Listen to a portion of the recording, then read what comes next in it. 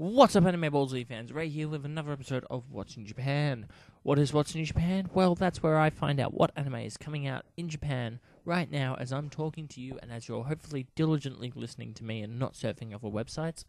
And I tell you about it in the hopes that when it finally gets an English release, you'll see it in a store and you'll go, hey, that guy from AnimeBallZ told me about that. He said it's meant to be really good. I should check it out. But that's just wishful thinking on my part. You don't actually have to check it out, but I really think that you should if I tell you that it's good. Anyway, enough babbling from me. Let's get started on this week's anime. First up on my list for you this week is an anime called Hakkenden Toho Hakken Iben. It's an adaptation of the 2005 manga that was just titled Hakkenden. And it follows the story of Shino Inuzuka, Sosuke Inakawa, and the girl Hamaji, who was raised as their sister when they survived their village being wiped out 5 years ago.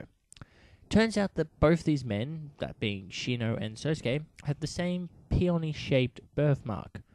There's two other people that share the same birthmark, and their names are Genpachi Inukai and Kobungo Inuta, who were raised hundreds of miles away as foster brothers.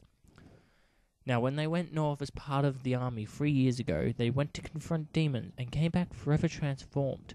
Now the Imperial Church has come for Shino and Sosuke, and they must find 8 magical gems and their owners, or face a fate worse than death at the hands of the Church. So the question that's running through people's heads as they listen to this synopsis is, what do these 4 people have in common? Why do they all have the same birthmark?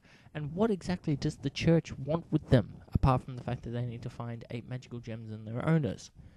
I guess the question should be rather than what significance does these gems play.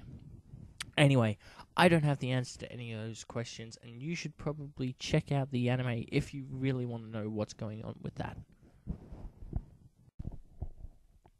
Next on my list for you is an anime called AKB Double048 Next Stage, and surprisingly enough, it's related to the AKB Double048 series.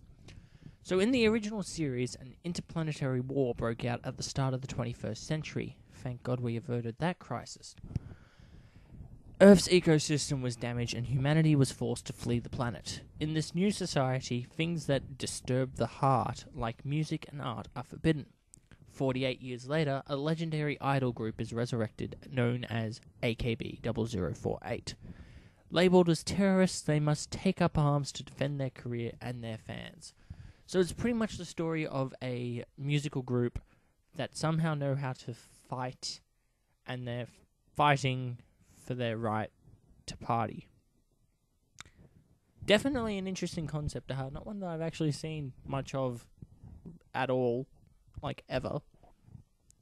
But it does have a bit of a girly feel to it, and so if you're put off by girly anime, then you might not want to check it out. But if you're interested in why these girls have to fight to basically produce music and what happens to them at the end of the series, then definitely check it out. I may actually be having a look at this one myself. Finally on my list for you this week is an anime called Ishida to Asakara. The story centers around the friendship of high school boys. The co-lead, Asukara, wants to become a teacher at a girls' school in the future, while Ishida wants to become a florist with Asukara in the future.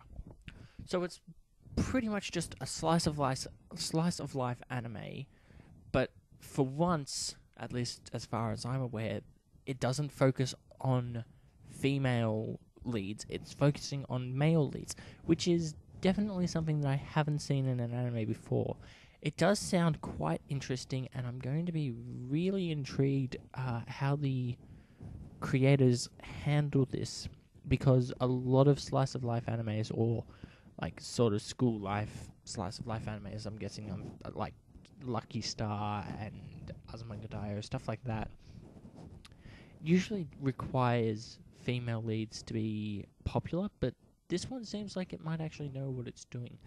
Definitely keep an eye on this one. Check it out. It's got a intriguing art style, and yeah, the concept is really different. So at the end of another week of watching Japan, what have I told you about? Well, I've told you about an anime that focuses on 4 people who were raised like hundreds of miles away that all have the same birthmark, and they're being hunted down by the church to find magical stones. I've told you about an anime where the 2 main characters have very different dreams, but they're still high school buddies, and it's a slice of life anime, so who doesn't like slice of life animes? And I've told you about an anime where a group of idols are fighting for their right to party. Hopefully one of those anime appeal to your tastes in viewing pleasure. Definitely make sure to check out at least one of them. I've been Ray. This has been another episode of Watching New Japan. I'll catch you on the flip side.